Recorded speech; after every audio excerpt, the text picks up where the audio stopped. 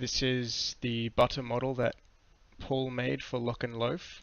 I think all his models are pretty cool at the moment. I'm yet to do any more than the logo, I'm pretty sure, but I really enjoyed doing that. Uh, First off, it's a really good idea to use one palette for all of your models in one project. I'll show you why. When you do export an OBJ, that is, it creates a materials folder where you exported and saves the material named palette. This is what the OBJs look up to get the color for each vertice, I'm pretty sure. But anyway, if you were to import another model from a different palette, it would just be using the palette that was already here. It wouldn't import a new one. So either go to MagicaVoxel and work off a custom palette and fill in your own colors, or do what we did and just work off palette 2, which is really nice. It's got a lot of options, and that way all you have to do is save these as Vox as you work on them and just click export and use the default name, and it'll just export to the default folder. It's all just one click. So use one palette. It's all really easy. As for using MagicaVoxel, it's pretty damn easy. You've got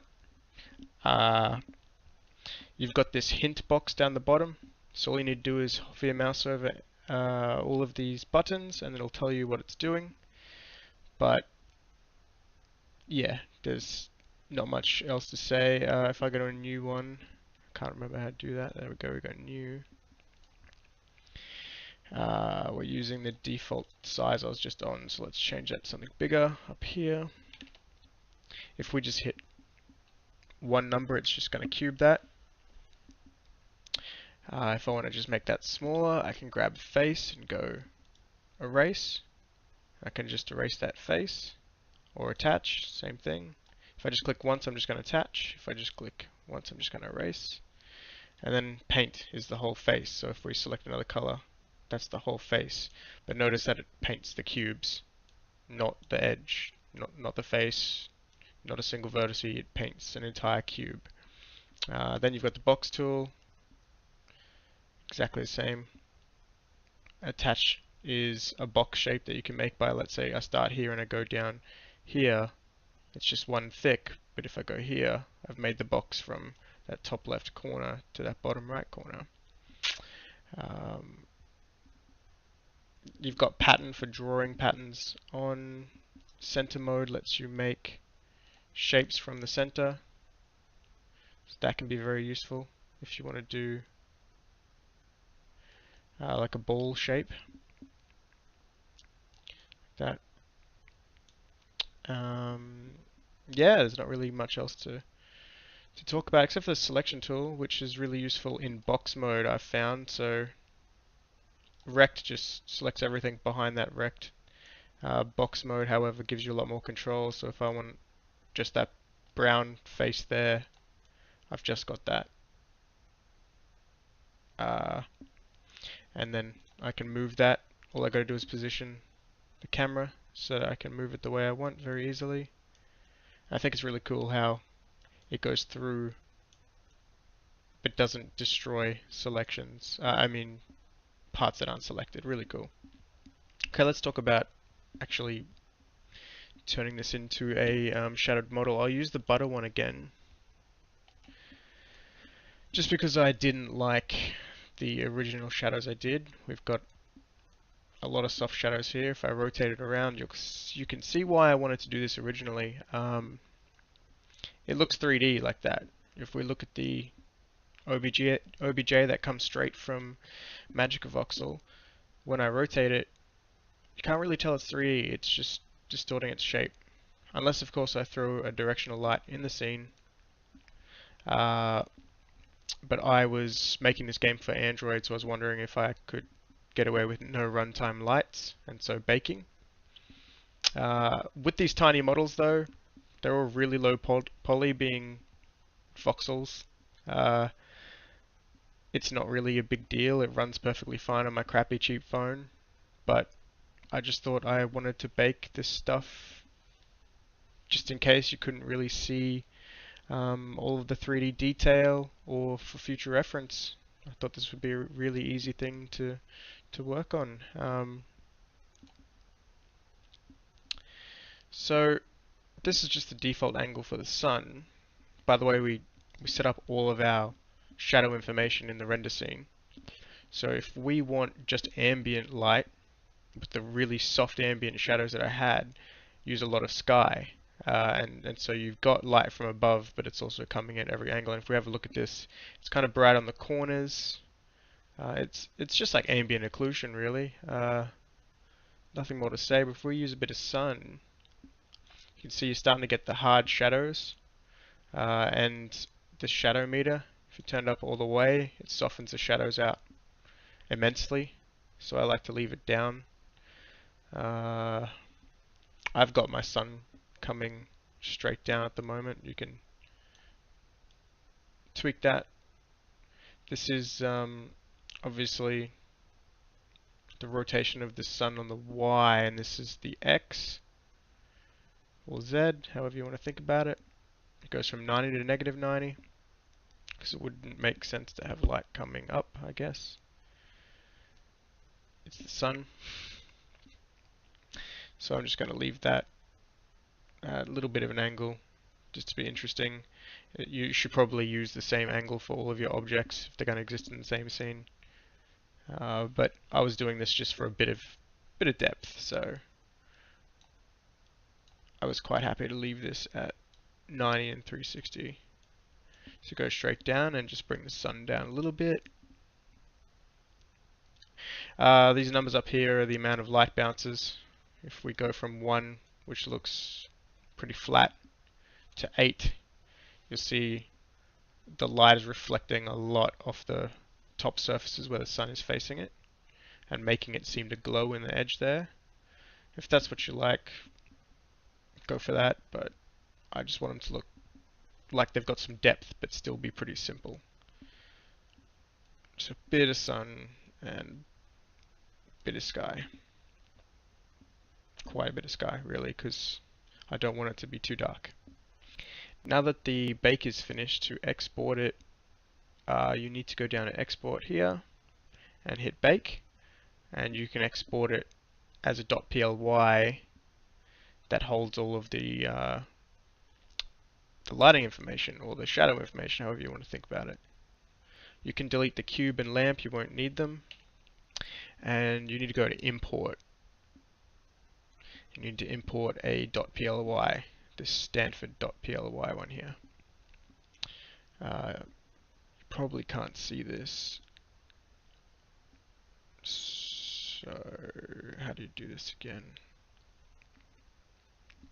User preferences, system, change DPI to something like 95. Should be able to see that. Okay, so in my repo, in MagicaVoxel exports, I should find my PLY, and there we go. Alright, so you can't see anything because you've got to add a new material. You do that by going across here, all the way across here. Actually, you can't see it because the DPI is too high. Go all the way to, here we go, material. It's that little shiny ball. And add a new material. You've got to make sure that the model you're working on is selected in the hierarchy or the scene window. So let's hit it new.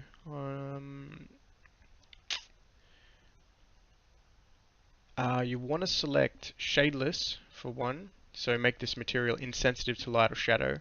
You saw that earlier in Unity, and you also want to select vertex color paint in the options.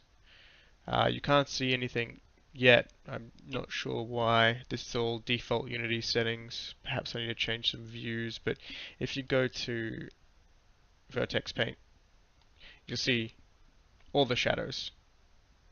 You can see it's really dark on the bottom underneath the eyes and the base, and a lot brighter on top.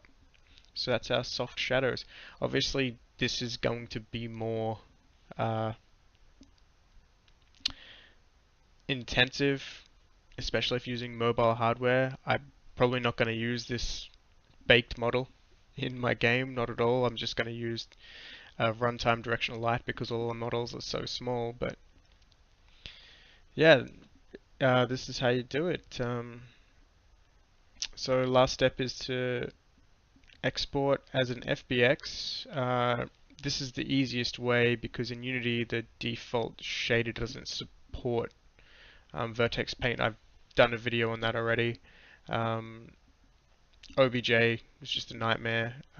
You need FBX. So let's just go to my assets, FBX, and let's call this butter2 because I've already done one. And let's have a look at that in Unity. So if we go to the FBX folder and drag that into the scene, I don't know why it's so huge, it's too close.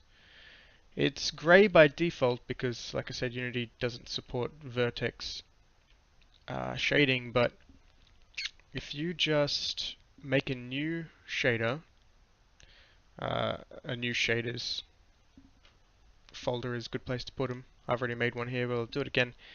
Create shader. Go off the standard surface shader, but it doesn't really matter at all. Just call this whatever you want, whatever.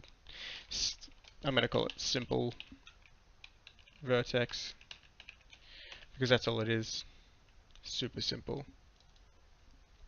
And you're going to write, when that's finished loading,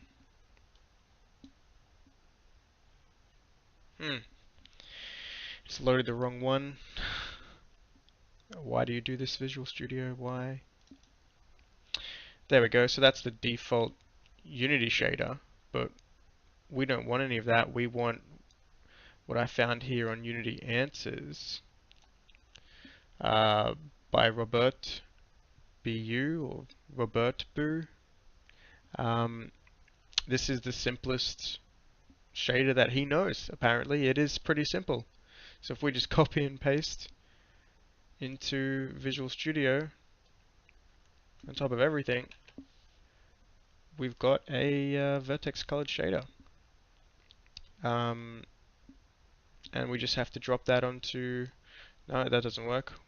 We just have to go to the model. I brought the camera along from